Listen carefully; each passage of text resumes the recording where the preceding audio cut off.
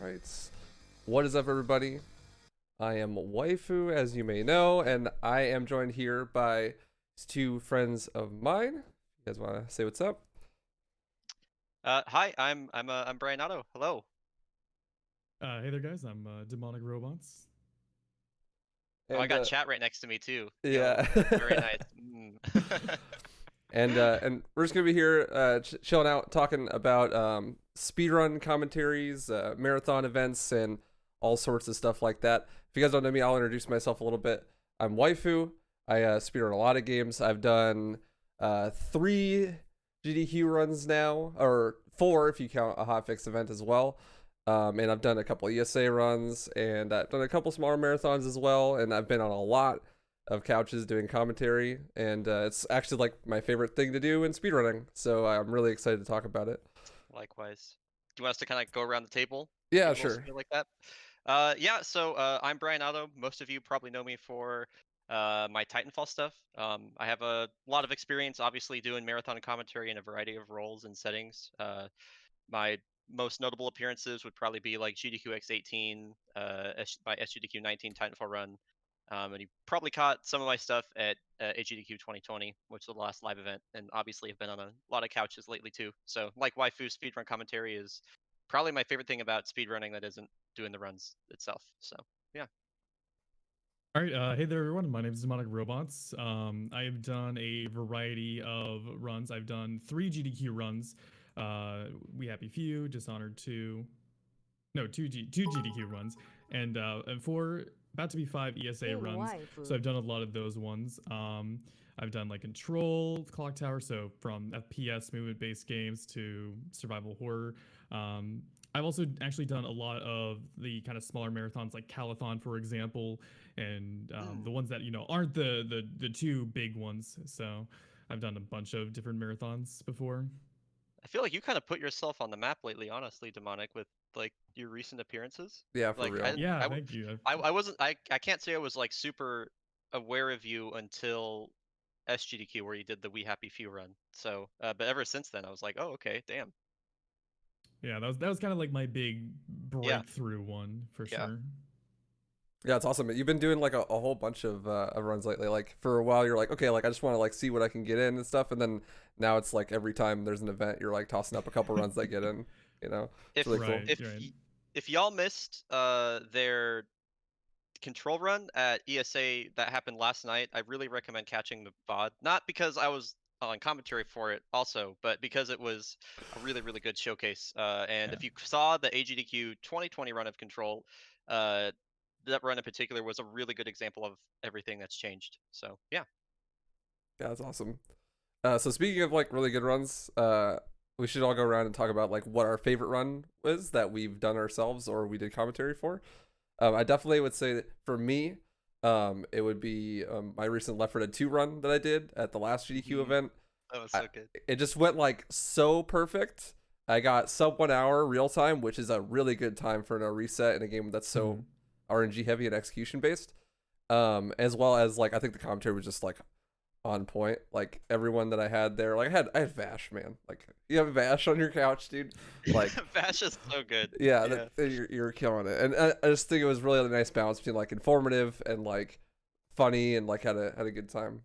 So what were you guys' favorites that you've been a part of? It's hard for me to not pick the SGDQ 2019 Titanfall 2 run. Um, Even if the GDQX one was kind of the one that put me on the map, I feel like. The SGDQ one, just in terms of how much I prepared for it and the execution of it, like it was, I think at the time, it was like it was less than a minute off my world record. It just, I have a lot of really positive associated, there are a lot of positive memories associated with it. And I know it's up there on like GDQ's YouTube for like total views. So it's one that I hold pretty near and dear. If I had to pick one that like wasn't obvious, like I'm always telling people about the AGDQ 2020 Youngblood speedrun, the Wolfenstein Youngblood speedrun, um, which obviously was a game that a lot of people don't give a shit about, understandably. But the speedrun for that game, I had like seriously, I had never done any sort of like co-op speedruns before, but running that with the Fun Cannon is one of my favorite memories I have, and we did a really good job there. And so for a long while, that has like a very special place in my heart too. Yeah, that's awesome. I think for me, probably my favorite run was honestly the one that I just did last night, a little bit recent, but I did control any percent at ESA with Bryonato here and another runner named Lemura, who was the world record holder at the time when I started getting into the game. That one definitely was like probably my favorite just because it was the one that like it paid off the most in my practice, you know. We did multiple practice commentaries. We did, you know, I personally have been, you know, working on the glitches for dozens and dozens of hours and tricks and making sure everything was as perfect as I could make it. And along with that, you know, it was one of my longer ones that was really skill and execution based because I did Dishonored 2 at GDQ, but that's, you know, a 20 to 30 minute run. It's very short. And I like that one. And then I also did, like, for example, I did a game called Raw Danger, which is a PS2 disaster survival game that most people haven't heard about at ESA. And even though that was a 2 hour time slot, it was, you know, it's kind of like an RPG, so it's very like low execution based. So I think that my control run definitely just had like a perfect blend of everything that I wanted from, you know, the glitches, the tag, the combat, the commentary. Just it all was like a perfect storm, so to speak. Mm-hmm. Yeah, that's awesome. I always like that when you can have a run that has like a really nice balance. So it's not like, oh, this is like the run that is X, you know, like you want like Mhm. kind of a complete package, especially if you're gonna do like a marathon setting. Especially if it's a bit longer, like if it's over the hour mark. Because I feel like sometimes if a game is like too one tropey with its run, then you know it kind of starts to drag if you get too far in with like doing the same thing over and over again. So it's really cool to see like runs that have like a good pacing and nice dynamic to it. Yeah, for sure. And it also definitely helps when you're you know, submitting games and they have that variety in them where there's a lot of like really cool little things that, you know, you might only do for one level or something along those lines, but you know, there's a cool thing for every little level that's slightly different. Awesome. So yeah, go for it. Oh, I was just gonna say, yeah, Control is a really good example of that in terms of just how the different biomes differ or like they're all different from each other and the variety of tricks that are present in that game. So yeah. Anyway, go ahead, waifu. Yeah, okay, of course. Yeah, I was just basically saying like, so we've all done runs at big marathons and stuff. So for those who may not know, when you do a run at a big marathon, you usually have you running and you're on mic generally, and then you have other people on mic that would be like the couch. In like a GDQ setting, they're actually on a physical couch behind you and like helping give commentary for a run. Um, I guess maybe we could talk about like how we pick those people, like who we generally like to choose, and like what our strategies we have for that, like what we're looking for with our commentary. Yeah. I think picking a couch is generally speaking like I don't it usually hasn't been something that I give like that I've given a ton of thought like historically, but kind of looking back on it now, I definitely feel like it's a really like underrated. I don't even know if you would call it a skill. You know what I mean? It's an underrated trait among like, you know, I would say like in terms of marathon commentary. But when I'm picking people to couch for me, um, uh, I guess I can give an example. So I'm gonna self plug right now. Titanfall 2 has a show on GDQ Hotfix tomorrow. That's a community spotlight, and we're doing like 4 different runs and a bunch of and like a task showcase and everything. But yeah, when I was like picking the couch for my any percent run, which just kicks off the event, um, I wanted to make sure that I had like a good balance of kind of like of different runners from different backgrounds. So I have Cash Mayo on there, and he's the second place runner that also runs on controllers. So I thought he can bring a lot of really interesting perspective of how the game differentiates itself from when you're playing on mouse keyboard, when you're playing on a controller. Um, I have Taskinos on there, who is our resident like glitch lord. He's found, you know, like at least like 50% of all the really big skips that we have. And then I have Zweek, who is another like top runner for the game that's done a lot of work with the tasks and has really been up and coming in the last year. And it's also just like a very funny person. So I think there are a lot of I wanted to have like a lot of balance there between like different perspectives that people can bring. And I think when it comes to picking a couch, it's important to keep that in mind. So Like, I think it's fine, especially if you're a solo commentator, primarily to have people there just to just to support you and to back you up and to be hype and stuff like that. Like that's essentially what I did with the control run. It was Covert and KZ and Dave Stereo. We were all folks that aren't super experienced with the game like at all, but I you know I they all have great personalities and they're all good friends of mine. And I was just like, I just want y'all here to like ask questions and if something cool happens, like get excited about it. And that's pretty much it. So yeah. Yeah, like when it comes to commentators, I don't put a whole lot of thought into it. Typically, what I do is I try to kind of prioritize other runners. So if there are other active players who are in the community as well, I'll typically go to them before I like try to go to friends. But for whatever reason, if I can't get people who are actually in the community that run the game, I like to go to people who kind of understand what their position is going to be. Where even if they don't know the game, what they can kind of do is they can see like tricks and things that I, as a runner who've been running the game for a while, kind of gloss over, and they might find that interesting, and therefore the viewers who don't know the run would also find that interesting. So they might ask like, "Oh, hey, how does that work?" And I can explain it to them when I never even realized like people would actually like that. So my first GDQ run's kind of a really good example of the two people I had. One of them was Waifu, who literally had never seen the game before that point whatsoever, knew nothing about it, but he did a really good job of being the person who would like, oh, so that's how this trick works, or like, so why do you do this here? And it would kind of make it so I could actually give more information out. And then on the counter end of that, I had another runner of the game who also knew how to be a very good commentator by the name of Igdices. And it kind of helps to have people who understand what to do with their commentary. I didn't really want to, like, when I started doing marathons, I was very cautious about having people on my couch because you always see all of the the marathon cringe videos, and I didn't want to end up on one of those. And so I wanted to choose people who would kind of understand what they needed to do and what they needed to fulfill, rather than just like, we'll just throw all my friends on there and have a good time, and I'm sure we'll have great banter. Because I feel like a marathon is more about showcasing the run and the community itself, rather than just you and your pals getting together and doing a speed run for a lot of people. Yeah, I big agree on that actually. Yeah. That's my favorite thing. Well, one of my favorite things about marathon speedruns is it being a celebration of your community and like things that you guys have accomplished. So I definitely felt that with the control run last night too. So yeah. Yeah, I definitely agree with that. I think that's one of the bigger aspects that people don't really understand when they like just think about like a marathon run. Is that like if you're doing a run for a game, you're representing the community of that game, and it's like kind of a big deal, especially if it's like one of the only times they've ever been at a big event like a GDQ or something.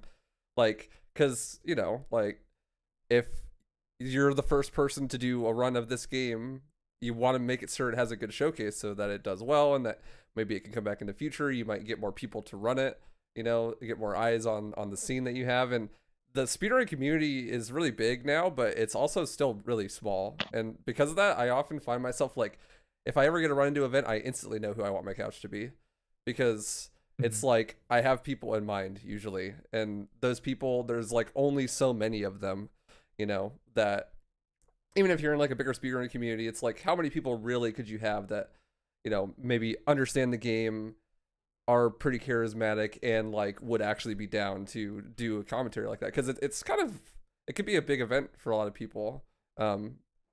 For some people, like they just want to like sit down and like grind runs and stuff, and then you ask them like, hey, you want to help me do commentary in front of like 100,000 people or something, and that could be a bit to ask of people. I know when I was first asked to do commentary, my first time on like a big stage was like Maxi Loeb's Devil May Cry 1 run at GQ 18, and dude, I was so nervous. Like I was like shaking, and like I didn't know when to talk, and I was like, oh man, like I just want to actually contribute, but of course you don't want to like take away from the person doing the showcase, especially like with every runner has their own different presentation style for their runs.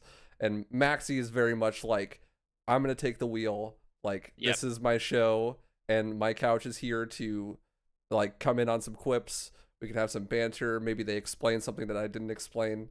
But like, he's very like hands-on, and it's really important for someone who is gonna do a commentary or even someone that's going to do run to know like ahead of time, like what kind of commentary style am I going to do? That's yeah. I feel like that's definitely a responsibility that's placed on couch commentary and on the runner themselves. Like if you're on a couch and like that sort of dynamic hasn't been communicated, it definitely falls on at least one of you to establish it, I would say. And that's definitely always a concern that I'm very forthcoming about whenever I'm doing any sort of couch commentary, because I if people let me, I can just keep talking. You know what I mean? I can talk about speedruns or ask questions or whatever. So I feel like I'm always trying to check in, like, hey, am I being too much? Am I talking too much? I don't want to be like a big dominating force, even in pretty much any role, um, even as you'll see for like the Ghost Runner run on ESA tomorrow, even if I'm taking the primary responsibility of explaining a lot of the tech, I want to be able to share that space with other folks, especially the runner. So it's a it's a very important uh it's very important to establish, like, I guess, the boundaries, so to speak, in the dynamic. Yeah, it's all about striking the balance between the runners and the commentators. And along with that, you have to kind of play into your own style. So if you're a super entertaining, highly energetic person who's going to be doing the run, and then you have commentators who are kind of low energy and aren't doing much, you have to kind of work to know when to kind of let them take the reins. And like, for example, I like giving a lot of commentary. However, with a lot of our skips that we were doing for the control run yesterday, I let Bryo or Lemura explain those because it lets me fully do the trick and worry about just focusing on that part so I don't mess it up. And B, it also gives them a chance to talk because otherwise I've been doing a lot of the talking because that's, something that I like to do. So it definitely helps to do like practice runs beforehand because then you kind of find the points where like you guys try to talk over yourselves or over each other and then like, okay, we'll let them talk or things like that. You don't need to plan it out completely where you have like, all right, at 15:23 you're going to be explaining this and you're going to say this funny line. And, you don't need a slideshow presentation to explain it and all that stuff. You just need to at least kind of just have a basic idea of what you're going to discuss. And I think definitely having the commentator relationship kind of be solid and know what you guys are going to do is really important into, enabling that feature. If I Yeah. can piggyback off that point, by the way, yeah, I've definitely in the past had a lot of folks approach me when we were setting up for a run with like very like detailed notes of like, this is what we're going to talk about here and here and here and here and here. And that's something I think I feel pretty strongly like against taking that sort of approach to speedrun commentary. I think for certain folks it might work, but I find that a lot of the joy in speedrun marathons comes from things that just kind of happen, or any sort of like free flowing conversation or anything like that. And I think rehearsing is fine, and understanding that we want to hit, certain beats at certain parts of the run is like a great thing to do. But I think rigid structure and speedrun marathons, just even kind of naturally aren't things that go together.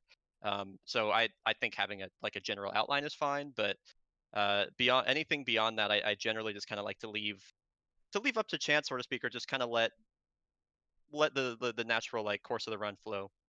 Yeah, I noticed that I don't know like when this started to be a thing because I've always been the type where I'm just like, okay, like I have my commentary like in my head, thinking about it in the shower or something. And but it's just like rough outlines, like just like I want to touch on these things here or whatever. But I've noticed like a lot of people recently doing like practice commentary sessions with their couch and stuff before they do the event and whatnot. Yeah, yeah. And like it's really cool to see because like it's like, oh, like okay, like people take this like really seriously now, like because before like I've been on couches where it's like, hey, you just finished your run, I'm about to have my run, you want to get on my couch? It's like, okay. Yeah. I've never seen this game before. Like I did that with Dangerous's Rage 2 run, like at GDQX. So just like Yeah. literally got done with like I think it was Maxi's run. He's like, hey Maxi, waifu, you guys want to do my couch? I don't got anybody. It's like, okay, sure, and then I mean, and that can work, but definitely I've seen like a lot of more effort be put into that recently, and honestly I think it shows. Like the quality of runs, especially like at events like GDQ, is just raising all the time. I feel like it's just getting Yeah. better and better all the time. I agree with that, and I think that kind of has to do with GDQ's rise to popularity and among like all of speedrunning now is that it's one thing to get a run into the marathon, but I think a lot of folks see it as like this is our uh we need to like send our best folks to like represent our game in our community now. You know what I mean? So I definitely think there's a place for hey, you want to come be on my couch real quick? But pretty much every single run that I've ever had, I've had rehearsals with the couch, like anywhere from like 2 to 5 times. So yeah. Yeah, and I think the having kind of a rehearsal of at least like a few runs is helpful because it kind of lets you know how much time you have to talk about something or explain something. So, you know, uh, a big thing that I kind of notice sometimes is they'll be explaining one trick and the trick is shorter than the actual explanation. So because of that, it Yeah. bleeds over into other parts of it. And a rehearsal can kind of make it go, all right, so we only have this amount of time. Let's kind of push this down and make it more cohesive. So it definitely can help make it so you're not rambling on about something for too long or for too little and leave dead air. Along with that, it kind of also gets you a little bit loosened up, a little bit warmed up. I mean, um, Lemur and I hadn't talked too much before our practice runs, like actually through voice. We would do, text chat all the time and talk about the game, but we never like were in a same Discord call discussing the game. So I think doing that before your run kind of gets out those, first time jitters and makes it so you can be a little bit more like free flow, like what Bryonato says, because you don't want to be super stiff, reading from a script, so to speak. It's a live event, things are going to happen. You have to kind of be able to roll with the punches and move on. So it's all about striking a balance between having scripted parts that you want to explain, like for example, in Control there is there's something near the end of the run. I don't want to spoil in case anyone's curious, but we couldn't do it just like right there on the spot. We had a very specific plan of what we wanted to do with it, and it made this section a whole lot better. Yeah. Yeah, rehearsals serve not only as, as practice, but also I would say as like a rough draft for your full presentation, Like you said, it lets you iron out the things that aren't working or, like any other rehearsals as I think pretty simple statement there. Yeah, that makes sense for sure. We were planning on doing some rehearsals for my last 2 GDQ runs, but I just got like super busy and just wanted to grind it And out they super still hard. turned out awesome anyway because you had like a lot of experienced folks with you. Yeah. Yeah, I think it went well because like I hadn't done that many runs. Like at that point, I'd only done like 2 ESA runs and 1 GDQ run. But I just been on so many couches. Like I'd probably done like 8 couches, and I had like Vash, who is like literally like, if I ever have a GDQ run, I don't care what it is, I want Vash on the couch because Vash is a top 5 speedrun commentator, like period. Oh, dude, Yeah, for Vash sure, is and he doesn't very even good. speedrun. It's Yeah, like, that's the wild thing to me. Yeah, that is the weirdest thing that he doesn't I even honestly do runs. did not know that. I No. assumed that he would, but no, he's done like a couple like New Game Plus runs of DMC4. I think I literally just looked at his Steam pro or his SRC page, and he has a Devil May Cry 4 Human New Game Plus time 5 years ago. Yep. And that's it. But he just oozes charisma. I mean, he works at a radio station. It's like literally his job. So he just like he does have the radio voice. Yeah, he just nails it, and he's just so witty that honestly, I feel like he does better when it's straight off the cuff. Like if he could just like just take it at the moment, and I like that because especially like with my Virgil run, my DMC3 Virgil run that we did, it was just like what Demonic was talking about, where like you try to explain a trick and it's over before you're done explaining it because that character is just so broken that like, all right, here comes the boss fight, and he's dead like immediately right after, and them, and just particularly like Vash and Cosmic being there, both quick-witted dudes that can just like go off the cuff and just like make jokes and just like keep rolling with it. And they were a great pair totally together specifically. Yeah. Like the age, or I think it was the SGDQ run. Like Mecha just super randomly asked me to be on the couch for that DMC4 run. And I'm like not familiar with Devil May Cry runs like at all. But I got to share it with both Vash and Cosmic, and that was just the best. I don't know if anybody has caught the SGDQ DMC4 run, but that one that's like one of the more hilarious and just like gnarly runs I've been a part of. That was a really cool one. It's also a great example at how important commentators are because I'm pretty sure Mecha muted himself for a good majority of the run. So all the commentary was on Bryonato, Vash, and Cosmic, which Part of that was due to tech issues, but it also kind of played into the kind of surrealness of the run itself, I think. yeah, Yeah. exactly. The just insane Devil May Cry 4 speedrunner who just throws all these insane tricks out, and you have just His like one eyes are commentator. bulging, and he's like eating Cucumbers. cucumbers. Yeah. His facial expressions were great and definitely made up for that lack of So him awesome. actually speaking. Mhm. Yeah. But it's kind of a good example of like you had a really experienced commentator with D Cosmic who could explain the game, explain the tricks and the tech behind it. You had Vash, who is a great kind of almost like improv comedian who can help with jokes and help lighten the mood and react to the insane stuff going on. And you have Bryo, who knows when to ask the right questions, knows when to push in and commentate and all that stuff. And it's like a perfect trifecta to help Mecha with his run. Yeah, I think that's like the perfect example of a run where it's like, okay, this run's really hard. I'm just gonna focus the whole time. You guys take it away. And I know for me, a lot of the games that I run are like that hard. And if you don't do something similar to that, then it's just gonna be like not as good as it could. Like you could still do it. Like my first GDQ showcase, I did Devil May Cry 3 at GDQX, and that was like my first marathon run ever. And I didn't get to practice very much. Wow, that was your first run. Yeah, Wow. and while my couch was still really awesome, it definitely was not the people that I would have hoped that it was. I had Maxi, an Eternal Enigma, and a Wolf DNC, and they're all great dudes, and they all like do really good jobs. But like, I needed someone that could explain the game, and none of them had run the game or even played it in quite a long time. And so I was stuck in this position where I was like, okay, well, I have to do all the technical commentary myself, and the game's super execution heavy, and that just made it like really, really hard to perform well.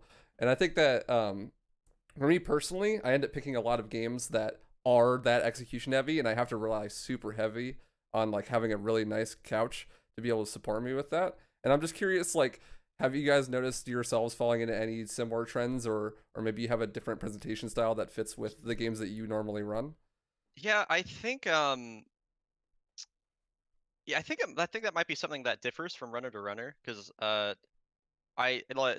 2 is an extremely execution heavy run, but I think it helps if there's like one game in particular that maybe you have just like an obscene amount of time in, and for me that's Titanfall, and I've been streaming it for like over 4 years now, so I'm pretty used to talking and playing it.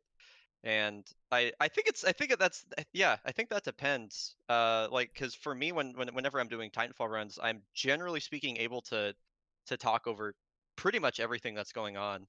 Um, but but with other stuff like other things like when I was doing like Halo 3 or something like that, which isn't as like hardcore of a run, the experience isn't there. So for certain segments, I found myself having to focus like a lot more. Um, yeah, I think it definitely changes from person to person or on your presentation style specifically. I think for a lot of folks that were single game specialists for a very long time, that just kind of have that they know their limitations. I think like a solo role with a technical game can work like that, but I think the circumstances have to be pretty choice for that.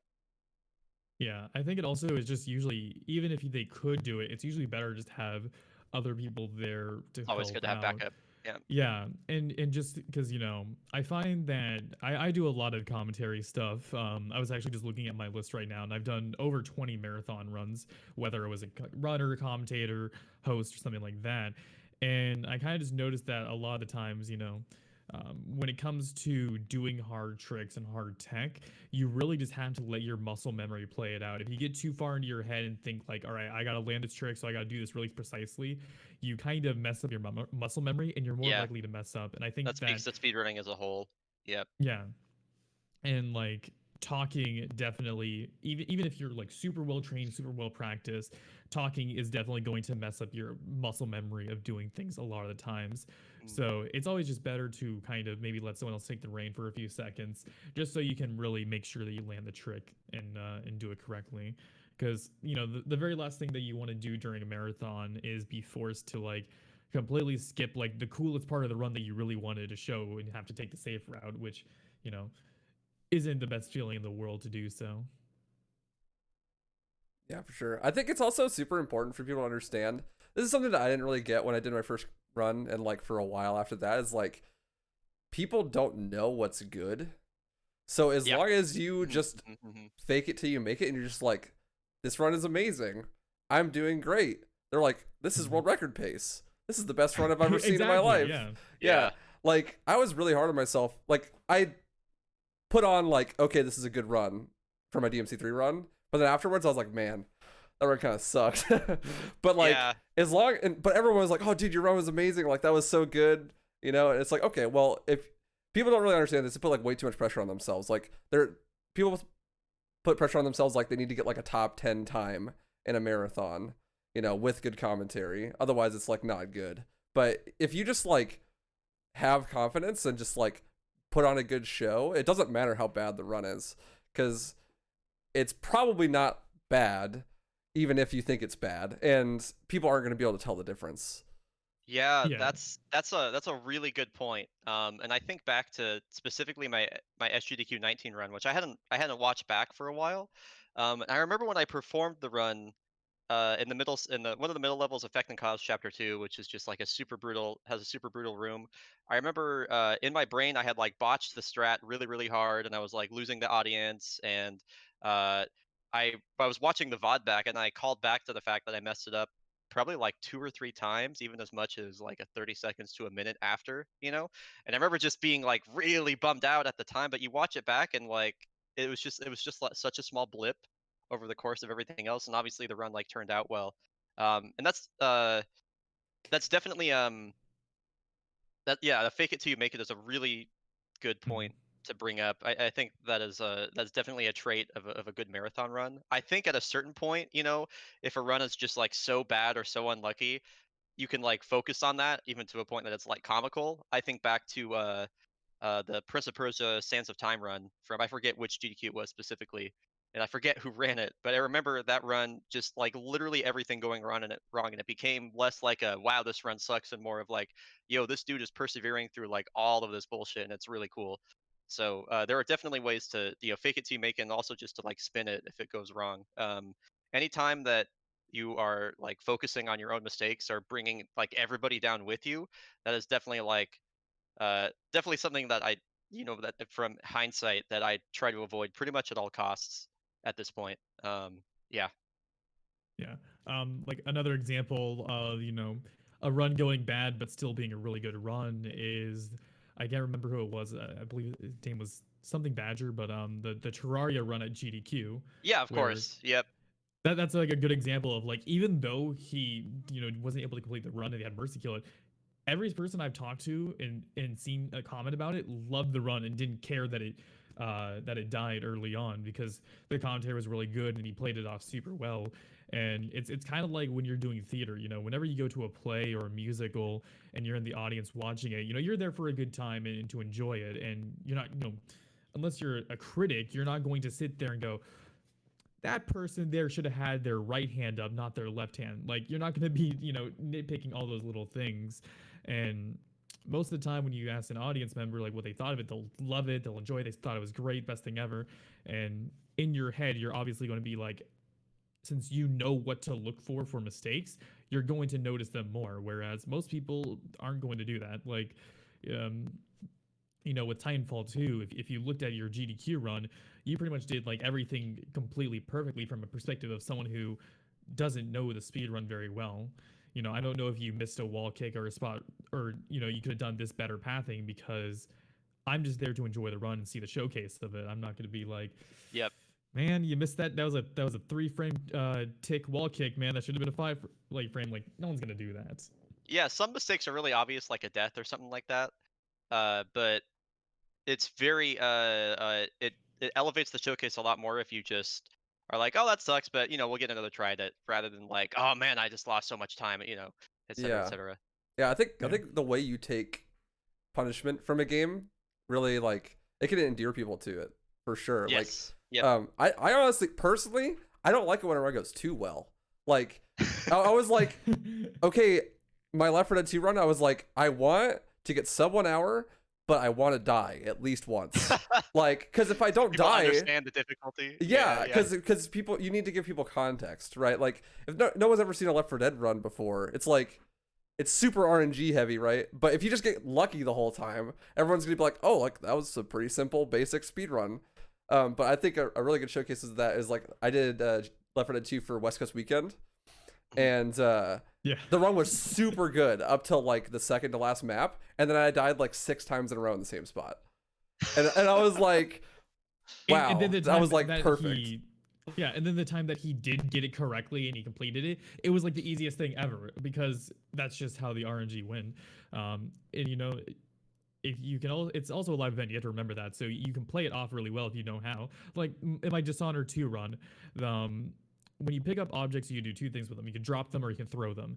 I picked up an explosive whale oil tank because I needed it for a skip, and I meant to drop it because I was going to drop on my feet and then you shoot it and then you talk to an NPC and it skips their dialogue. Instead of dropping it, I threw it, it exploded and killed me immediately. Which, like, all right, wasn't supposed to do that, but I laughed at it and played off like, whoops, all right, let's try that again. And it helps make it so, like, people remember it as a joke rather than a mistake. If I can answer a question from chat really quick.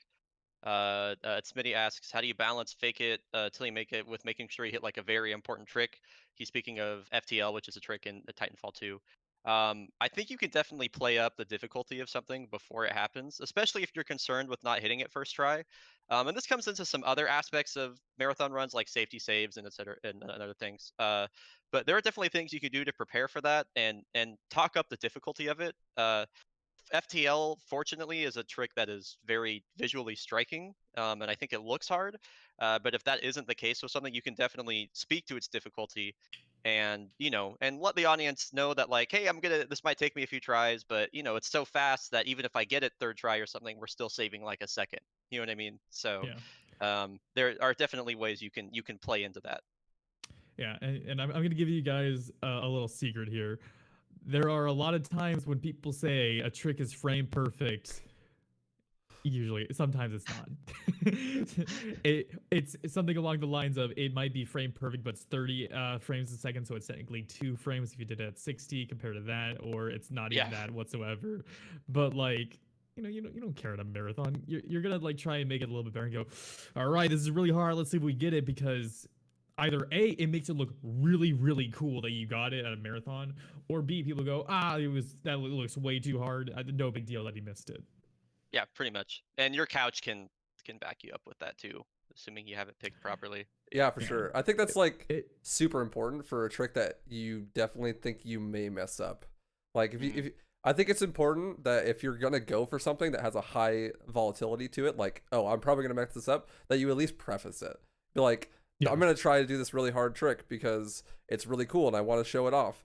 That way, like if you miss it, you can be like, oh well, I missed it. It's really hard, and especially because I think if you do hit it, then like everyone they're primed. Like people could pop off. Everyone's like, hell yeah.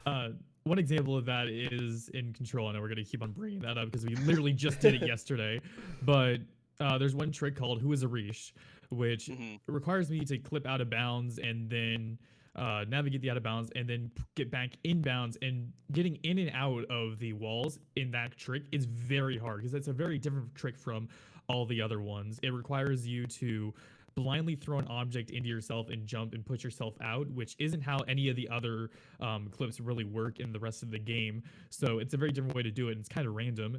And along with that, getting back inbounds is basically not random, but it definitely isn't like a very like consistent 100% thing. Yes, it's hard. And I missed it by just went, whatever, I prefaced it. I said it was gonna be difficult. My commentators backed me up on that, saying like, literally the whole time we were talking about how this is like the hardest thing in the whole run. Yeah, so it worked out. Yeah. and then there's another area called Polaris, which involves a siphon fight, and I have lost 3 world records in one day to the fight, and it's at the very literal end of the game. It's like the second to last thing that you have to do that's difficult. And I was so nervous. I hate it every time I have to do it. There's so much that can go wrong. And then in my marathon, it went absolutely perfectly.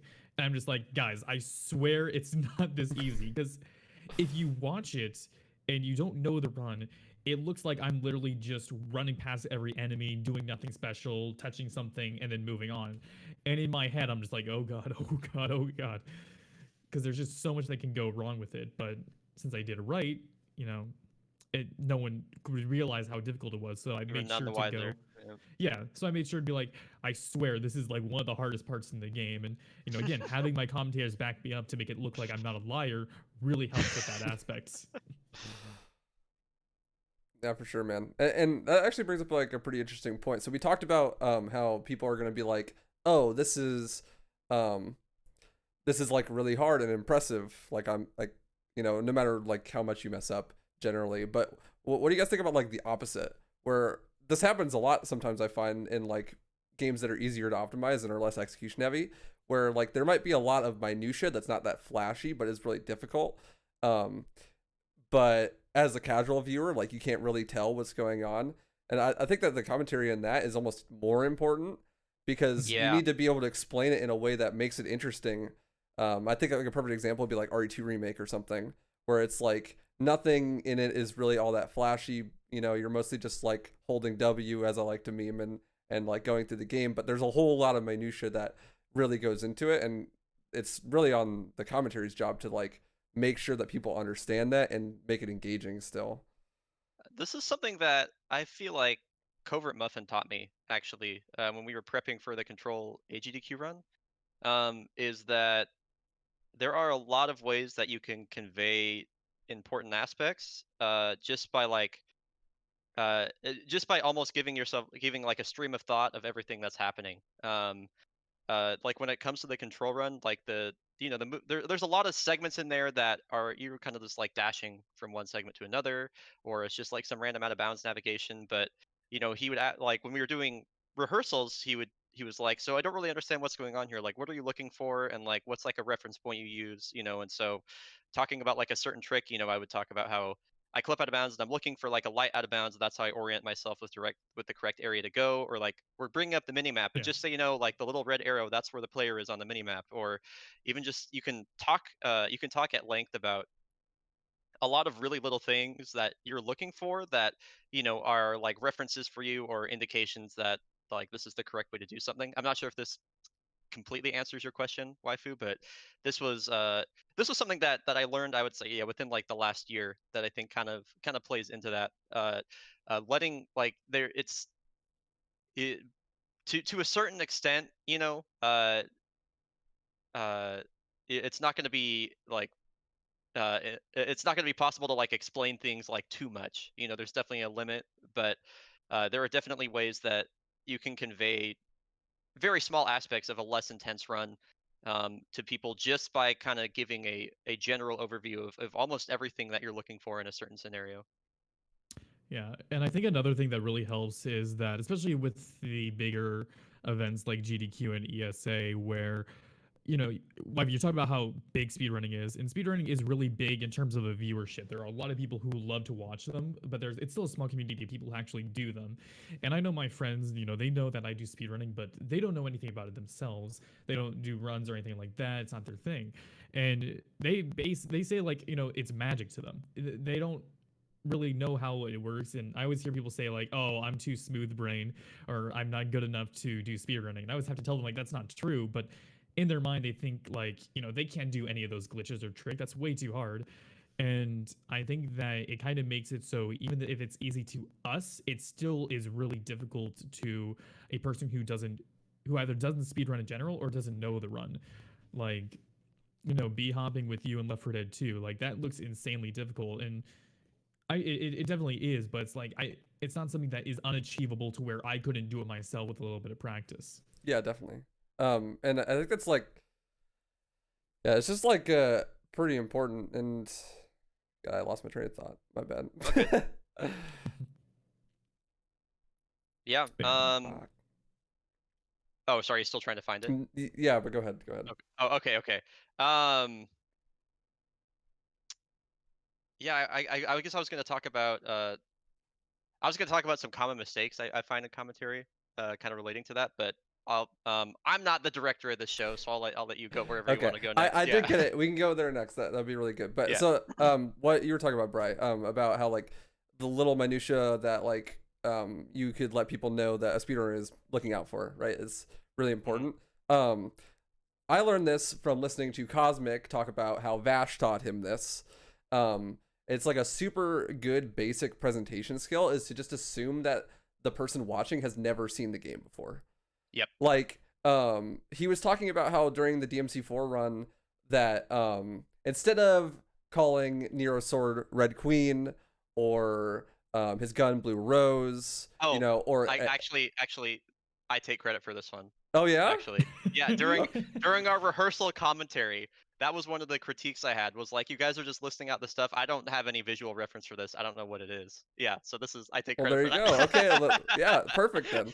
Yeah, well, Mhm. because people don't know what that is, right? Like even if you Exactly, played yeah. the game, you might not know what that is. So it's way easier and better to just be like, so when Nero swings his sword, he can press left trigger at the right time to try to get an exceed, and it's like a 7-frame window thing. Instead of saying when he swings Red Queen, because that just adds like an extra layer of ambiguity that like it just obfuscates the run. Like there's no reason to add that extra complexity Great point. because it doesn't actually add anything to it. The people that know it already know it, and they're gonna know what you're talking about if you just say the layman's term for it. But also, if Yeah. you use a layman's term, then people are going to understand that. And I think a lot of people really overlook explaining super basic mechanics that you wouldn't understand. Like, in a game like Devil May Cry, you might not be like, you might start explaining how the orb economy works during a run, but never explain that orbs are currency used to buy weapons and stuff, right? And like, Yeah. it's something that's super easy to overlook, but it's very important when you're coming to understand a run from an outside perspective. And I think that building that at the beginning of your run is super important. Like, Agree. build like, you know, when you're introducing it, like, what's the gist of what's happening? What are the fail states? You know, how do you win? You know, and then like, how do we normally win, and how are we subverting that with the speedrun?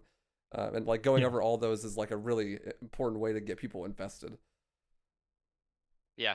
Very good point. Yeah, very good point and very underlooked as a whole. Yeah. Mhm. And I think it also helps to kind of relate it to other games. For example, so when I was doing Left 4 Dead, or when I was doing Dishonored 2, a thing that I would do is I would compare to the Dishonored 1 speedrun, because Dishonored 1 is a much more popular speedrun than Dishonored 2. It's been featured in marathons more. Tomato Anus has a video on it. It's definitely much bigger, so people are more aware of it. So it helps me explain things. You know, instead of going, Emily is the princess or the empress of Dunwall and all this stuff. I go, so this is Emily. She was the little girl in the first game. Everyone has an immediate connection. Something that Bryo did in my control run, when we're talking about control points, we could go like, all right, these are like little checkpoint areas that can refill your health. They let you travel. They let you use abilities. He just goes, they're like the bonfires from Dark Souls. And that is an immediate thing that a good majority of people would be able to understand and immediately relate to. Same thing with the game's lore. The game has objects of power, which are like these weird, you know, kind of items that have some kind of paranormal activity to them, and they have to be contained in this. And the easiest reference that you could do to just tell people it immediately is they're basically SCPs. And most people at least have a basic understanding of what those are because of the common culture.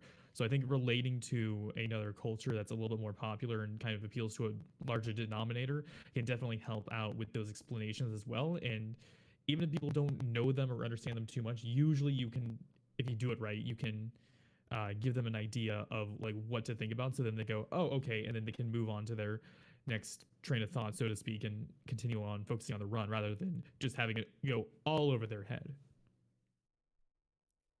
Yeah, I definitely Yeah. think that's like super important. It's honestly maybe one of the most important things.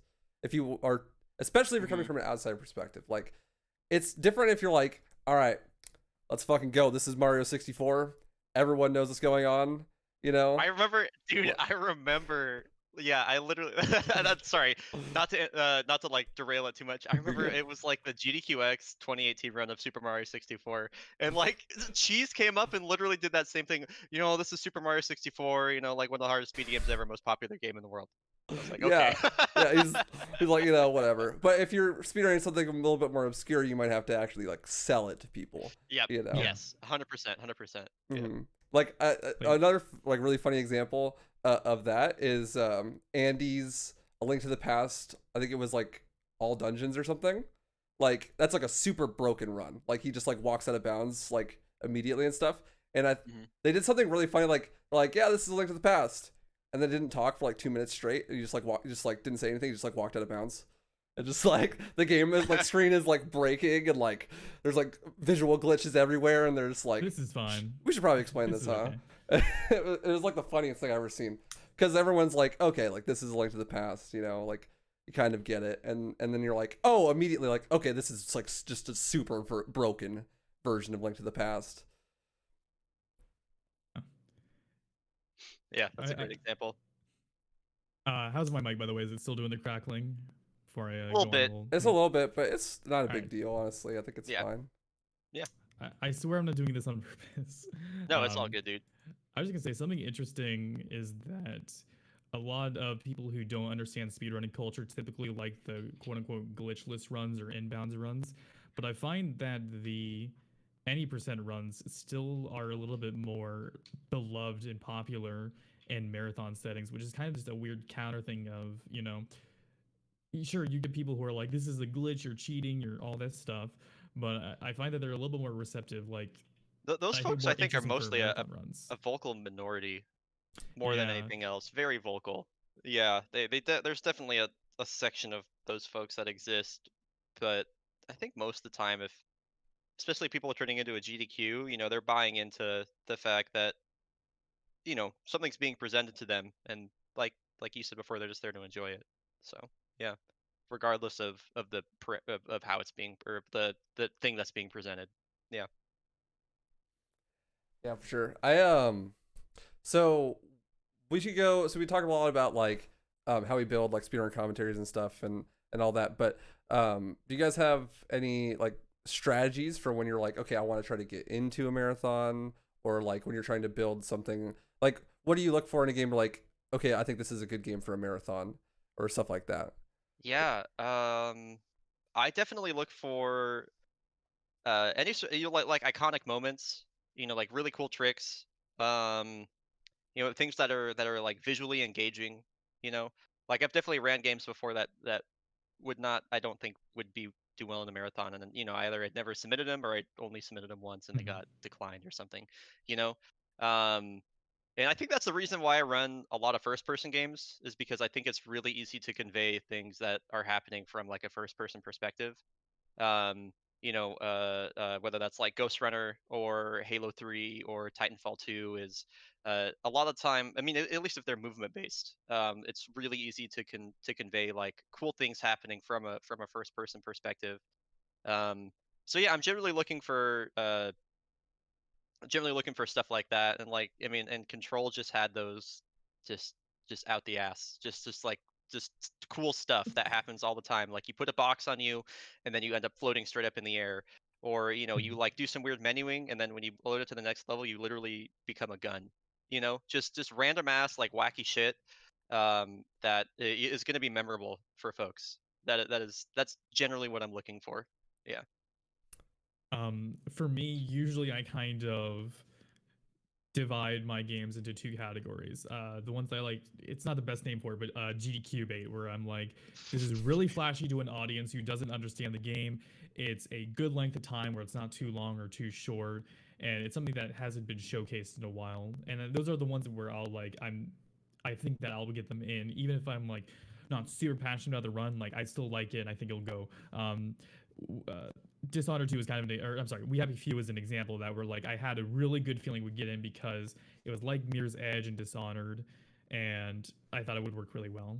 And then I also have my kind of the ones that have special place in my heart, because I'm a survival horror fan. That's how I started with speedruns.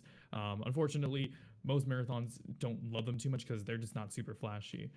Clock Tower 3 is the perfect example. It's a very down the line survival horror game where it's pretty long. It's about an hour and a half. It's not super tech heavy, all this stuff. It's a lot of back end tricks where it's not going to be showing on screen, but I still like to submit them because uh, I would love to get them in there.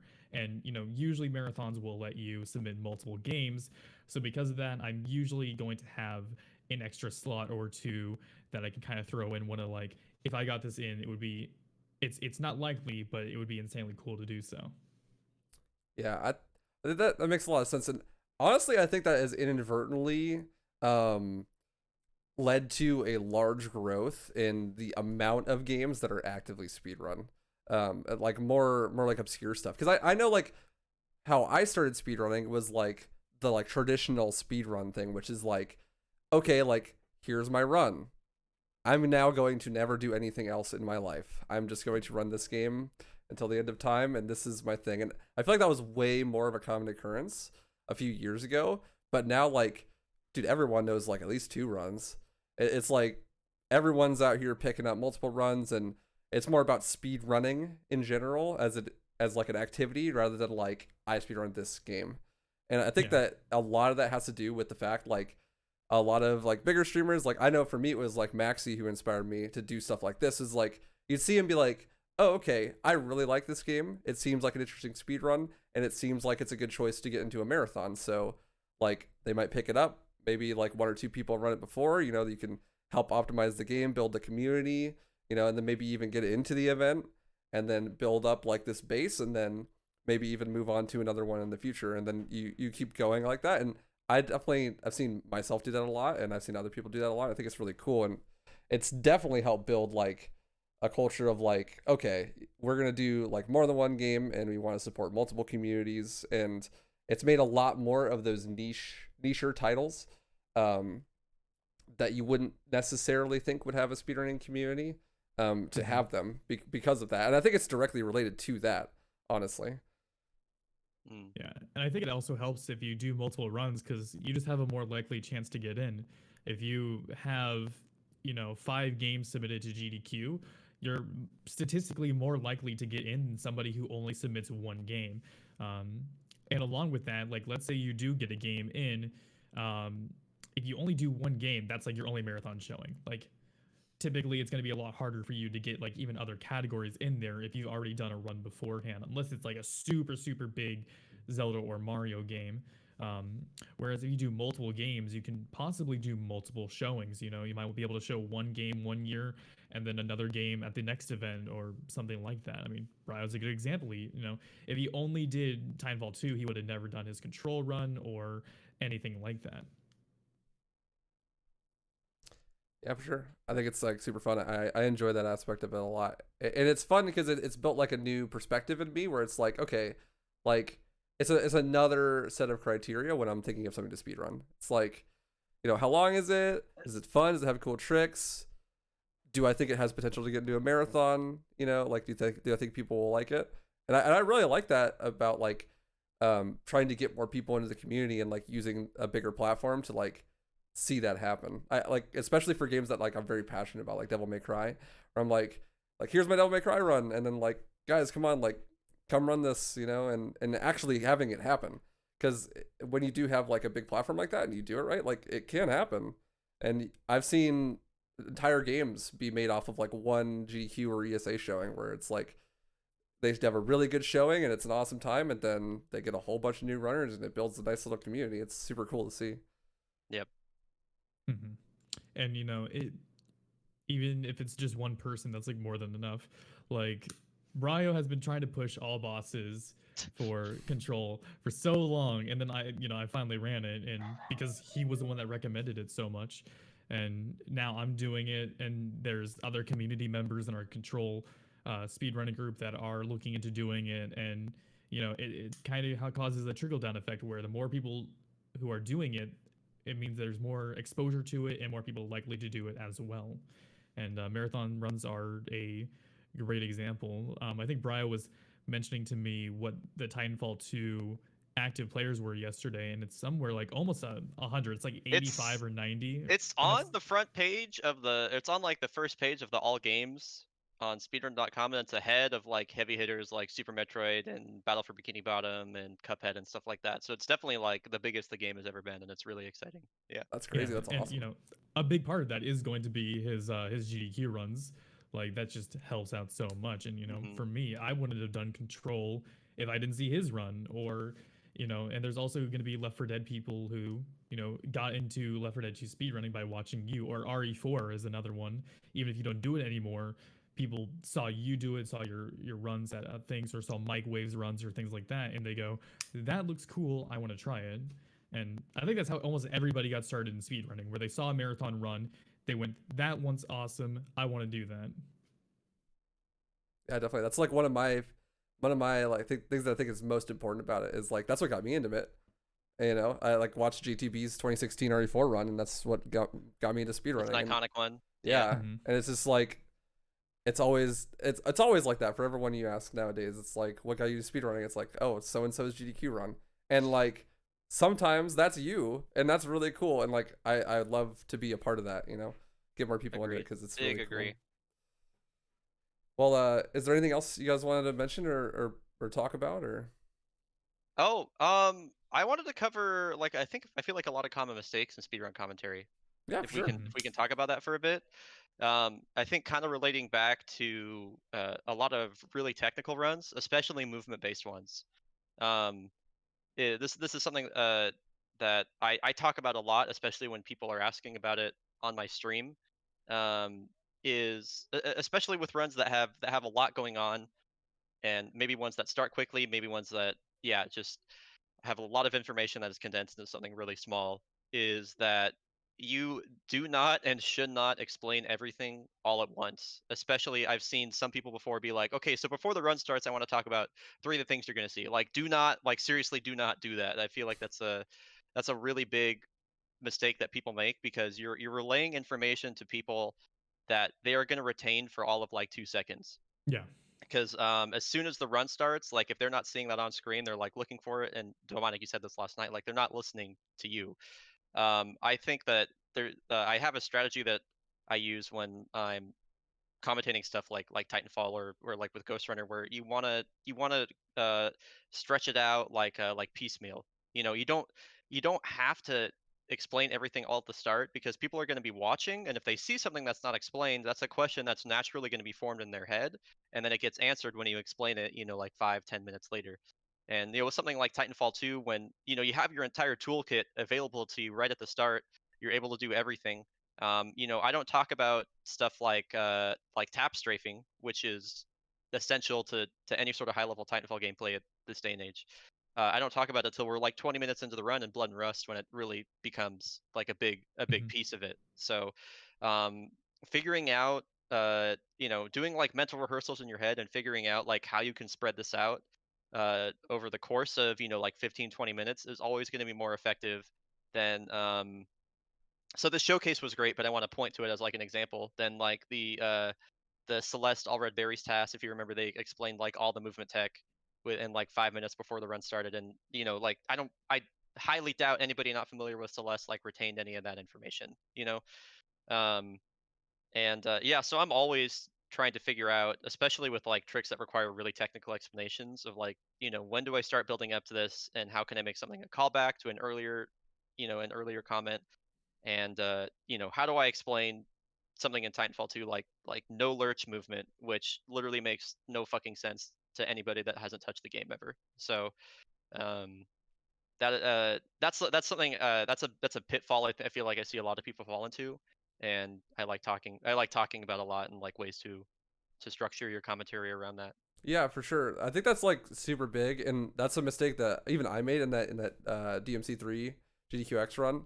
I like tried to preface it by like briefly explaining what Royal Guard was, because I wasn't confident that my couch was going to be able to do it justice. And the first 2 missions of the game, like the first 5 minutes, is just like straight up like 3-frame trick, 3-frame trick, 3-frame trick, like just all using Royal Guard.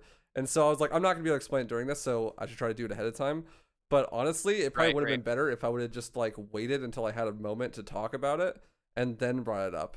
You know, I could have been like, oh, so that stuff that I was doing to insta kill all the enemies in the last 2 levels, that was this, and that probably would have been a much more engaging way to like get the information out, and people would Sure. probably retain it better. But I just was new, like, you know, and it's easy to make mistakes like that if you're new. Yeah, I And mean, I did the same thing with my GDQX 2018 Titanfall 2 run, where I would explain, air strafing and slide hopping and wall kicks and slide boosting and like everything before the gauntlet was over. You know what I Yep. mean? Where nowadays the only thing I'm going to explain in the gauntlet is like slide hopping, air strafing. We don't cover wall kicks till we get to BT. We don't cover any sort of like specific lurch, specific tech. So blood and rust. We don't cover platform launches till we get to abyss. So it's just, Mhm. yeah, that's a whole thing. Yeah, it's like similar to like a pacing of the run itself. You want Yep, to have a absolutely. pacing Yeah. to the commentary as well. You want to trickle out the information so you're not overwhelming people and they forget stuff. And if you just think about it, you can spend some time in like, okay, where's the best place to explain these things, and it'll become pretty self-evident after like 1 or 2 attempts of like trying to do so. Like, what is a better location to do those things? And I think you also could tell like really easily, like, okay, who has done more runs at like a live event, right? Like, Yeah. because for sure. that comes out super strong. Like someone like Maxi, who's just this ultra veteran, it's like, oh, he knows exactly what he's doing. He's just nailing it. And I think like taking notes about like the presentation style and like how they do that on other runs that you think are really good is a really good way to learn how to do it and apply it to your own runs. Big agree. Yeah. Yeah. Go ahead. Oh, I was gonna say like another thing as well when it comes to the actual commentary is you don't need to be funny. You need to be like I was gonna talk that about is the this. Yeah. biggest thing that kills people. I mean, everyone's seen a marathon cringe compilation. Like that's just the thing. And a majority of the time, it's just people trying too hard to make a joke funny. And in reality, like you're gonna want to crack some jokes. You're gonna want to be humorous. It keeps things light, but you just really want to play to your strengths. You don't want to try and emulate someone else or somebody else. Like, Bryonato is super like energetic and high octane a lot of the time because he does those kind of marathons or those kind of like games and style. So it would be really difficult for somebody who is very chill, relaxed, calm, and collected to emulate him. And I think that's where people really begin to struggle is when they try and be way funnier than they need to be. It's all about kind of just, you don't want to be just stale, serious, sitting like this, almost bored out of your mind, but you don't need to constantly be a comedian, right? Yeah. And like everybody has heard oh, I made a mistake. That was just RNG manipulation. Like, or oh, here comes a really, really difficult trick. And then like, actually guys, that was really easy. Like everybody's heard that at this point, like a dozen times. You know what I mean? Mm-hmm. Mm-hmm. So, yeah, play to your strengths is a big part. And if there's something that you don't feel confident about, try and structure your couch with people that fill those gaps. I think, I mean, I feel like people that are funny generally have a pretty good sense of they're funny, and they can do that. But I feel like when it comes to a marathon speed run, it's more important to be informative and entertaining than it is to try and like force any sort of jokes or something like that. Yeah. Yeah. Yeah. And that being said, don't be like super worried and super self-conscious about every single little word you say, because there is a idea that like if you say something during one of the bigger marathons like GDQ or ESA, like if you swear once, like that's it, you're banned, you're never gonna be allowed at the event again. Way more lax than that. Yeah. Yeah, I mean, I'll let Waifu explain it, but like Vash TSB like would has a very interesting thing he says. But like Igdices, for example, he's a horror runner and he did Silent Hill 2. And like one of the things he says is like, all right, we are gonna have this man beat his meat to death in a meat locker room or something like that. And like no one, he's still allowed to go to events, he's still allowed to submit. Yeah, definitely. I think people take that like way too serious. Like as long as you're having like it's in jest, it's obviously a joke, it's not too crude, it's not political or something, then it's gonna be fine, and I think that people just take that way too seriously.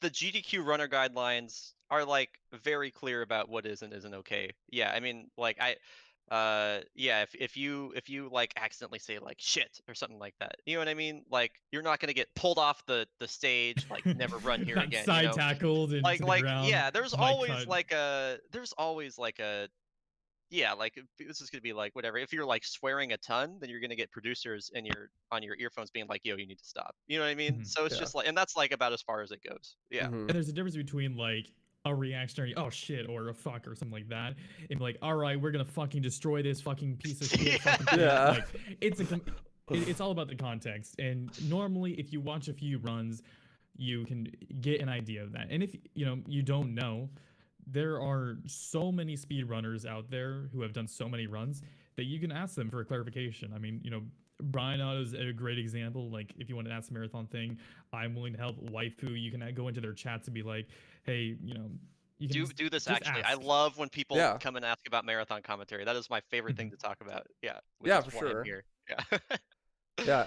So leading into you kind of brought this up, Bry. I want to talk about this earlier, but I kind of forgot about it. So Mhm, you were talking about like knowing your role, right? mhm. Every Yeah, I want runner's to gonna talk have about a that too. different role. So there's a couple of different very key roles in a speedrun commentary, and I think we should just discuss like what we think those are.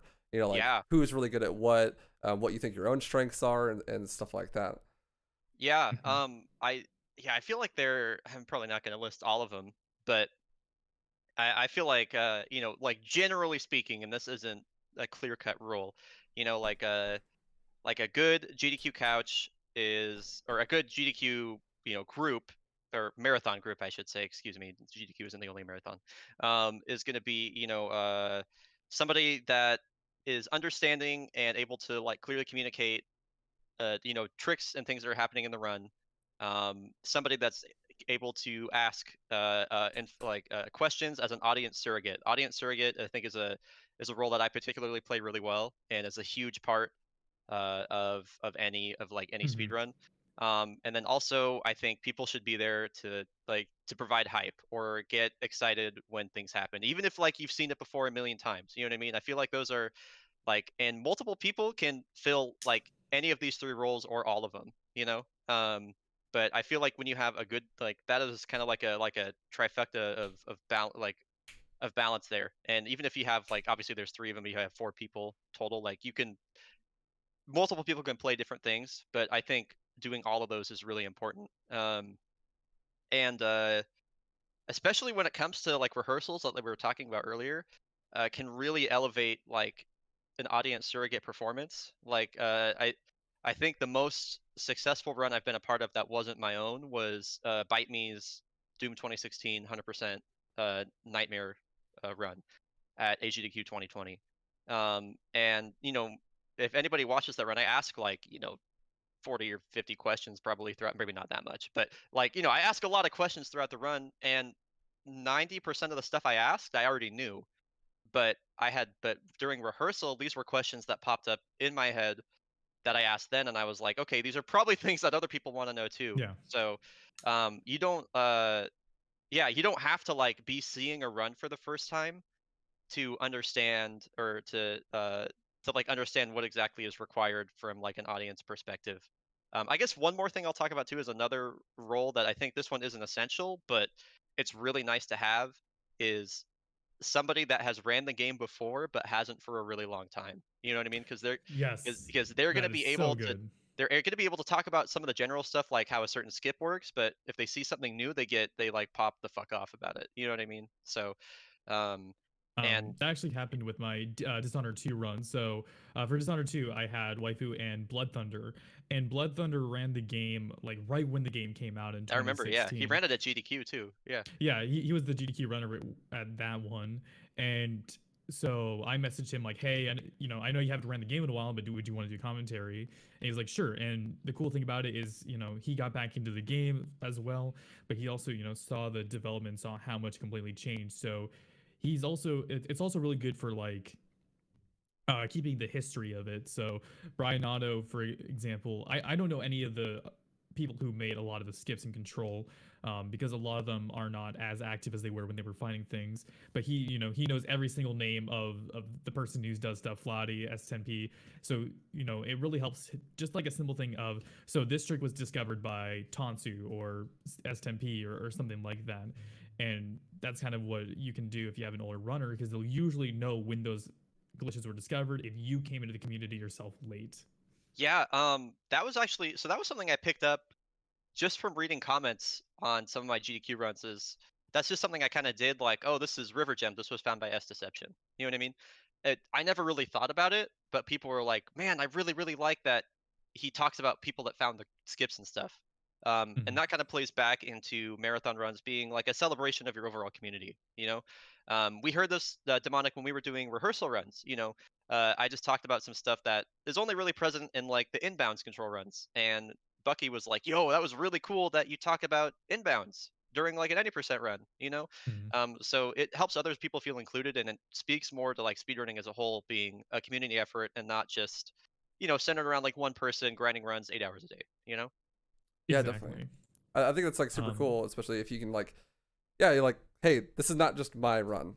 This is like a culmination of the community. Like the only reason I'm here is because the people before me were able to put in the time and find the stuff and help me get to where I am. And I think that's like super important to respect that because those people were there for that. They built that and they should definitely be a part of it. And that's why I always try to yeah. pick other runners to be on the couch. Like for example, like the Left 4 Dead community is not like super big, and a lot of those dudes aren't like super into like I'm sure if I asked most of them, they'd be like, yeah, but I'm not sure they're like lined up to try to be on like GDQ stage. Like that's not like their thing. It's like more like this smaller community thing that they enjoy more. But I made sure like I gotta have like someone like I want Eurus on the couch, and he's gonna be the technical guy because like he just like been running the game forever. He grinds the shit out of it. He knows way more than I do. Like just you need to have that sort of participation. I think because it's just like super important. Yeah. I saw a comment on the Twitch chat here asking about how important is it for people to try and allow time for donations, and is it bad if the commentators are talking too much, or is there no such thing as too much? Typically, when you are doing a charity marathon, you will get the donation reader, or you'll get somebody who will contact you usually and go, "Hey, I'm going to be doing donation reading for your runs. When's a good period of time in your run that I can do donations?" And I'll give them a list of like, all right, this part here is good, this part here is good, and this part here is good. Along with that, typically what I'll do is when we get to those parts, I'll say we have time for one donation or two donations. And if you limit it to like one donation, it's a little bit better to be like only one donation and then continue to add on to that rather than have the donation reader go on too much. So I'll say, all right, you guys can do one donation, and then they do the one donation, and if there's more time, I'll go, you guys can do another. Um, it's you obviously want to have room for those donation readings, especially at the bigger ones, because those are very, very important in order to raise the money for charity. But in my personal opinion, it's kind of better to, if you have something that you want to say, then say it. Then make that kind of a priority to do so. Um, like I'm not talking like just jokes or anything like that. I'm talking like if you need to explain a skip, then explain the skip. Yeah, yeah, yeah. At the end of the day, like uh, the marathons are very, very long, and I think that yeah, definitely making time for that is good. But also, I like there are going to be a lot of runs that come after you too that are going to have time for donations. You know what I mean? Yeah, and So, the intermission as um, well. and the intermissions exactly. Yeah, any good host is going to be communicating with you, like either like right before the run or well before it. Um, like I can think of like Covert and Prolix, who I've worked with before, are like both really really good about that. Like hey, when can I read donations? And if there's a bit of dead air, they'll butt in like hey, can I read a quick one? So that's good.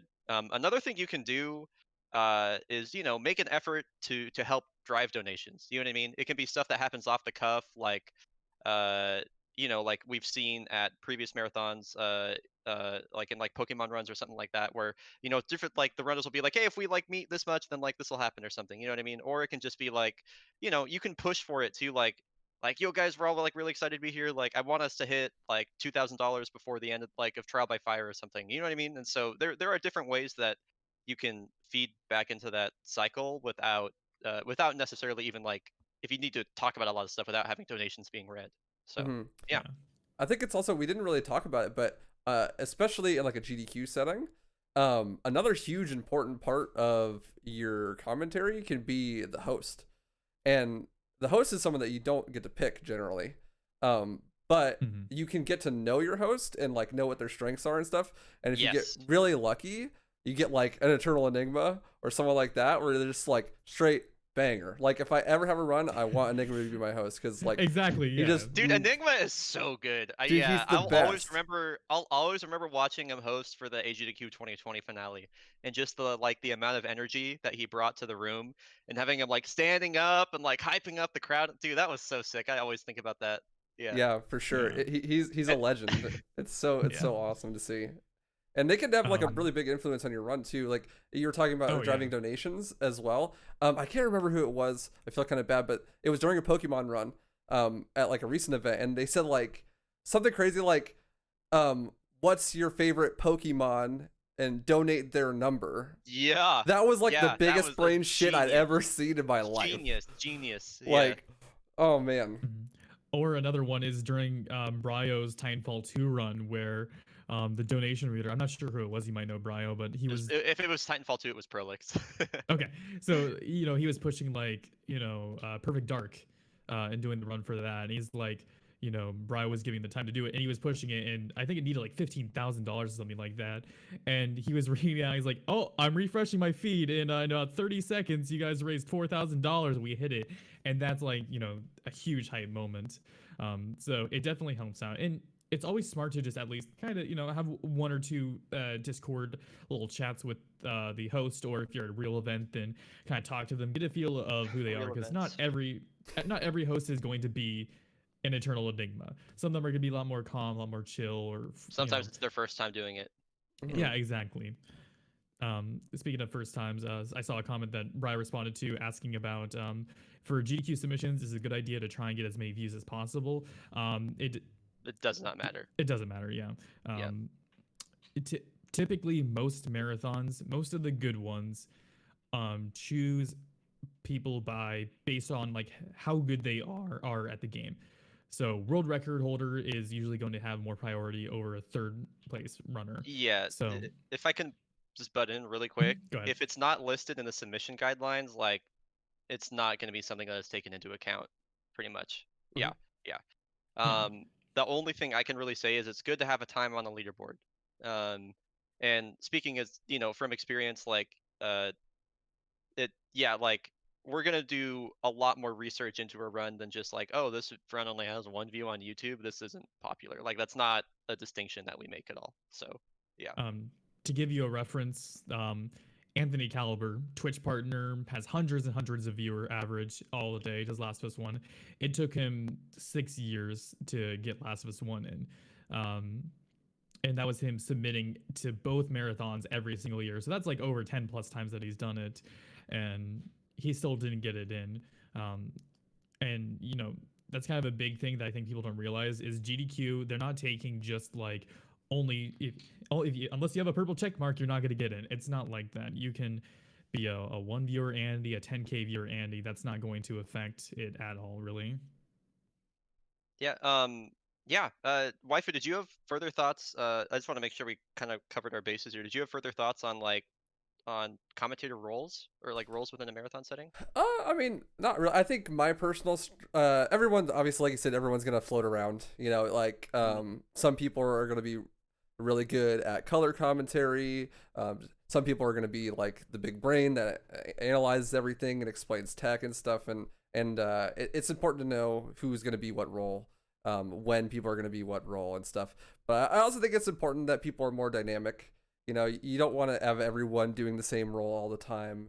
There's room for spontaneity. Like if you think like most of the stuff that I say that's like kind of funny in GDQ runs, it's like totally off the cuff. It just like it just comes to my mind, and you say it, and it's just like any sort of performance. It's more about confidence than it is actual execution.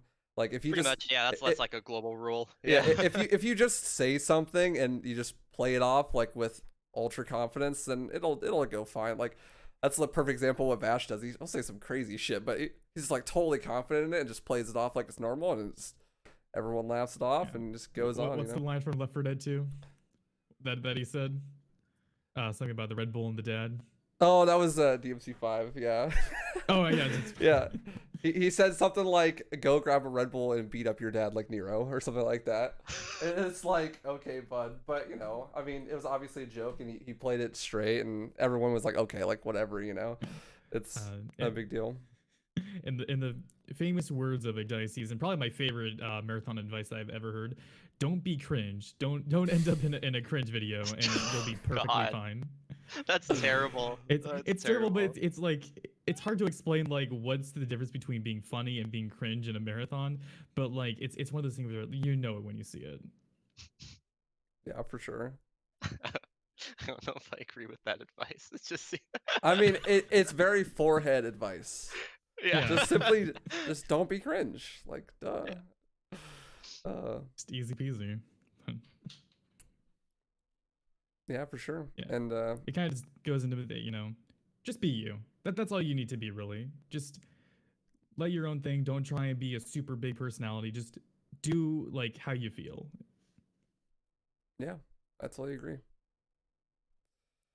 Oh, another thing about hosts though, they'll often, if you do get into a run like that, they'll reach out to you, be like, is there any donations you're looking for in particular? Like, some people may not know this, but the donations that are read are not random. Like, sometimes they are. Sometimes the host just like, well, no matter what, the host vets the donations. So depending on who your host is, there are like multiple people vetting the donations. Yeah. But in particular, like the host vets it, and if the host knows what's happening, especially if the host knows the run, they could pick stuff that's like thematic for the timing of the run, or like you can give like a hashtag for people to use so that like they specifically see that one, be like, okay, use these ones. Like I've had people reach out to me and be like, okay, like, you know, when's the good time to read donations? Like, is there anyone in particular you're looking out for? Is there anything in particular that you don't want mentioned in any of the donations? Like, I know for my Left 4 Dead run, I was like, if anyone mentions bunny hopping with scroll wheel, just don't read it, you know? And like, yeah. That's great. Yeah. That is awesome. And it's like really vital to know. Is they'll like, yeah, another thing they'll do is like, is there any names that we should be looking out for? So for my GDQ donations, they asked me that, and I was like, yep, here's the list of people that if they donate, Yep. make sure to read theirs and get the priority. Or you can also do a hashtag. So if you're a larger streamer and you want your viewers to have their donations prioritized, you can do like hashtag Titanfall or you know, hashtag waifu or Soko, hashtag so whatever you want basically. And then they'll prioritize that as well, which is a pretty big thing, because you know, it's always really nice when you're doing a marathon and you get like a donation from like a really good friend or a family member. Like it can definitely like help you kind of calm your nerves and be like really happy and excited for it. Yeah, it can also be a really big moment in the run itself. Like, if someone like does a really timely donation and it's like someone in the community or something, it's like with really kind words, it could be a highlight of the run. Dude, shout outs to John Javolta, who's in chat right now. Literally gave like the most heartfelt donation of all time during the control run, and like instantly blessed my run again and made me get Slidey McGunny like in the level right after. Yeah, I'll always remember that. That was super sick. Yeah, that's legendary. Cool. So you guys have anything else you want to talk about? I think that pretty much covered most of the bases. I'll probably think of something like 2 hours from now, like, fuck, I want to talk about yeah, that. of course. Yeah. One thing that I want to talk about is that if you're interested in doing marathons and you don't want to do it at a really big one, there are so many. Oh, there's a lot. Smaller marathons that most people don't realize. My wife doesn't mind, but I'm gonna link a website called ongis.io. That is a really good place to find a lot smaller marathons that are raising money for really good causes a lot of the times, and are really good like first stepping stones. Most of my runs have been at these smaller ones, but it's a really good website to find smaller communities. Like for example, Calathon is one that I'm really I love. There's one called I think Fleet Fatales. There's Valuethon. There's Resident Crisis. There's so many of those that are like really nice in niche communities. That's like a great spot to watch more marathon stuff. There are runs that are dedicated entirely to meme speed runs, or sorry, marathons. There are marathons that are dedicated entirely to glitchless runs. There are marathons that are dedicated entirely to runs that are like 3+ hours long. So yeah, there are a lot of really good ways to get your feet wet. And I've been trying to get Sly Finkelton, who speedruns Spider-Man 2, like the OG one, which is like seriously the sickest speedrun that nobody has seen before. It's really, really good. I've been trying to get him to submit that to GDQs like actually for probably like 5 or 6 years now. And he was like, yeah, I just ran at like a smaller marathon. Now that that kind of gave me the confidence I needed to submit to a GDQ. I was like, fuck yes, you know what I mean? So Yeah. that plays right back into what you were saying, Demonic. Yeah, it's great. Yeah, Because I've done about like maybe 20-ish, 25 marathon runs. A good majority of those are from those smaller ones that have, they can have between 15 viewers to 100. But it's really good just to know like what mistakes you need to work on and like what are your strengths when you really do it in front of a live audience. Um, and I think that's like a huge, huge, huge confidence boost when you do those. Like some of the ones I've done were like powerhouse marathons, decent speedies, calathon. Waifu did one at Source Runs, which most people don't realize is Source a Runs is great. marathon. Yeah, marathon entirely dedicated to Source games. Shots Fired, Hallow Speed. Like there's so many like ones that people don't know Shots about. Fired's the best. It's my favorite one. Yeah. Yeah. Also, And so, yeah, and also, I feel like we have to shout out Midwest Speed Fest as well, yes. as like a very long running, very like OG and homie speedrun marathon. Yeah, yeah. Tron's like bug. Yeah, he knows what I'm talking about. Yeah. Yeah, for sure. That's what's up. For me, that was kind of a thing that I didn't really do much. Like my first marathon run ever was at a GDQ, and I didn't even know at the time that like, oh, there were smaller events, right? But now I definitely see a lot more smaller events, and it's being more publicized. So I'm glad you brought it up because like I really like that, and those smaller events are super fun. I like doing them sometimes as well because I feel like I have like a little bit of a different perspective. Like a lot of times people do smaller events because they're like, they're not like, they don't feel like they're confident or like they want to like build up to doing submissions for like a bigger event. Whereas I'm the opposite. Like I've already done like the GQ runs and stuff. I like to be like, oh, what can I add of value to? Like, can I add anything of value to the event? Like if I run a game there, like, can I get more people to like be interested in this smaller event and like bring some value to it? I think it's really cool because I think they add a ton of value. Like I love watching stuff like Thunderthon, like these smaller events, like building up and stuff, and I want them to be more successful and do bigger stuff, as well as I think even if you just do like, I used to do this all the time, just like practice GDQ runs like on my stream. Those are super like, fun. Yeah, you just like pretend that you're one man armying a GDQ run and just do a no reset and just do the whole commentary yourself. And like you can still read chat and stuff. And I think that's like the perfect way to practice because like, it's your chat, so like if you mess up, you flub up or whatever, it's your chat, they might bully you a little bit, but it's all love. And it's a really good way to break some tension. And you have people there that can be like, okay, well, like that didn't land, are you farming lulls in this section, but you didn't get any, you gotta, you can work it out with like a little bit of an audience there, which is nice. Yeah. And another good thing about these smaller marathons, and this is definitely like more pre-COVID kind of advice or post-COVID, but not everybody can afford or is able to get time off of work or whatever to go physically to a GDQ or an ESA in person. I know that I would never be able to do an ESA run because I don't live in Europe. Yeah. So the fact a lot of these smaller runs or smaller marathons are online, and I think that really helps because then people, they can do it in the comfort of their own home. They don't need to fly to a completely different state sometimes or country, book a hotel room, go to a venue, set up on a computer that you don't know, bring all your keyboard, your mouse, whatever you need. It's like you can just do it with your own setup, and I think that really helps people kind of have a good stepping stone into doing marathon runs. That being said, if you can afford to make it to a GDQ or an ESA or something like that, that Definitely is seriously such a good use of your money. Yeah, like my favorite memories from the past 3-4 years are all just centered around things I did at GDQ events.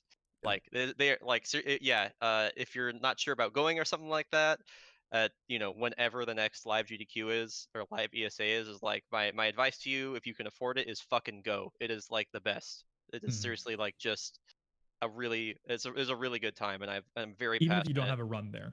Even if you don't have a run, yeah. You get to see all your friends. You get to that you've talked to on Twitch chat for like 3 years, and you get to hang out with them and like hang out in their hotel rooms until like 2 a.m. And yeah, it's just the best, dude. Yeah, I seriously recommend it. Yeah, Yeah, I I'm can't looking at recommend it you, enough. Tron. I'm looking at you, fucker.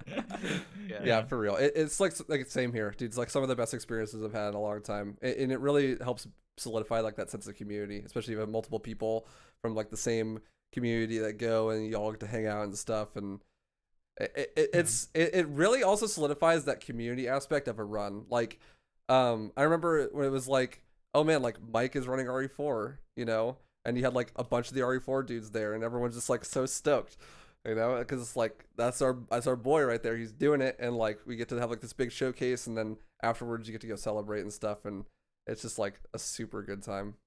Yeah. Another big one that that reminded me of is I'm pretty sure the Rickster said it, but like one year they had a bunch of the Jack and Daxter guys get into ESA, and then they are all together, and he said like that was the best moment, just having all of these like big, super big, Jax runners that are doing the runs, and like it really helps you get a sense of community and kind of just make more friends. Like I've I haven't gone to a live person event yet. I'm going to at the next one when it's eventually live again. But like I've known Waifu, I've been his video editor for like over a year, and we've never met. Oh And I'm shit! I like, didn't know you were his editor. That's cool. yeah. So like I definitely want to meet him because he's a chill guy, and it's nice to actually like at least meet your online friends in person one time, just so you kind of get a feel of that they're like a real person. Yeah, definitely. Yeah. Yeah, man, speedruns are cool. Speedruns are cool. Speedruns are Speedruns cool. great. Yeah. Yep.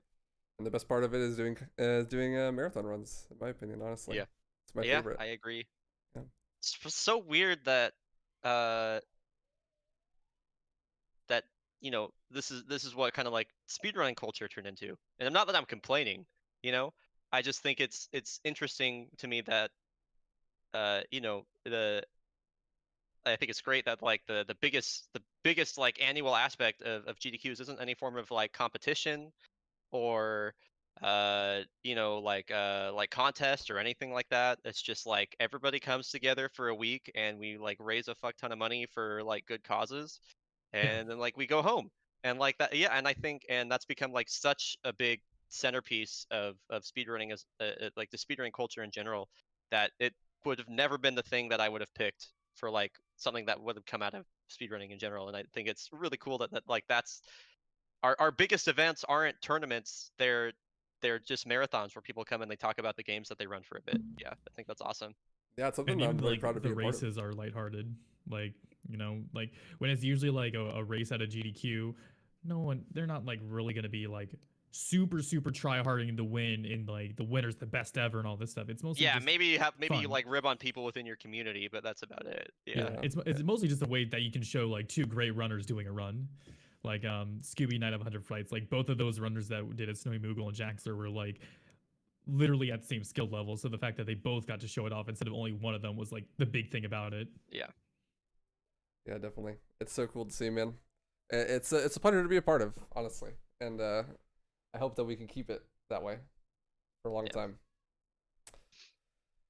But yeah, seems that's about like everything I had, I think, for now. Yeah. Seems like we've gone through about everything. So really cool. Thank you guys so much for coming and talking with me. It's always a blast. If you guys want to plug your stuff or whatever, go ahead. Yeah, go for it, Demonic. Yeah. Yep. If you want to find me, right now I mainly do Control. I'm doing 80% now. I do all bosses. I'm gonna be doing inbounds where we don't do any of the out of bounds glitches. I'm gonna be doing the DLC runs, all that stuff. If you want to check that out, make sure to follow me at twitch.tv/DemonicRobots. I'm also in Wifey's chat all the time, so feel free to say hi and all that stuff. Yeah. You can find me everywhere. I just typed in the chat, Bryonato. That's BRYONATO. I do a lot of speedruns, but I focus most of my content around movement-based stuff, usually in one way or another. It's not always the case. And right now I'm doing what I've always been known for, which is Titanfall 2. So pushing that about as far as we possibly can. Also look out for a Tomato Anus video at the end of this month, which is Titanfall 2 Speedrun Explained, which should be pretty fun to read. So yeah, nice. that should be pretty great. So yeah, that's about all I got. Did you got that thing tomorrow? Oh shit, yep. And then tomorrow thank you. Tomorrow on the GDQ Hotfix, starting at 4 p.m. Pacific, 7 p.m. Eastern, we are having the Titanfall 2 Community Spotlight. So we're going to have an any percent run by me. Sway and I are going to be racing all helmets, no cutscenes. We're going to have a speed mod showcase by Fizzy, and then we are showing off for the very first time, not the full game, but we are showing off the Titanfall 2 TAS. So we finally have tools that allowed us to TAS Titanfall 2, and it is fucking wild. It is seriously awesome. So Yeah, that is tomorrow. Twitch TV Games Done Quick, 4 p.m. Pacific, 7 p.m. Eastern. that sounds awesome, man. I can't wait to see it. That seems like it's gonna be really cool. The stuff you showed at the tasks on your stream, looking pretty sick, That's only dude. the tip of the iceberg. Tip of the iceberg there. Yeah. Oh man, that's great. Yeah. So, and if anyone doesn't know me for some reason, I'm Waifu. I speedrun a lot of games: Left 4 Dead, Devil May Cry, Resident Evil, all that stuff. And yeah, this is a great time, man. Thanks for coming on with me, guys. Yeah, thanks for having me. Yeah, maybe do it again same. sometime. It was a good time. I am down. I am down. Hell yeah, awesome. Well, then peace, y'all. Peace.